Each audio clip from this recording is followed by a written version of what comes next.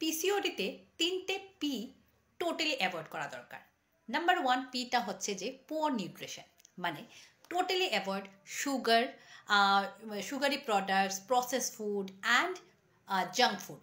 And কী কী নেওয়া দরকার সেটা হচ্ছে কি green vegetables and fruits and lean proteins.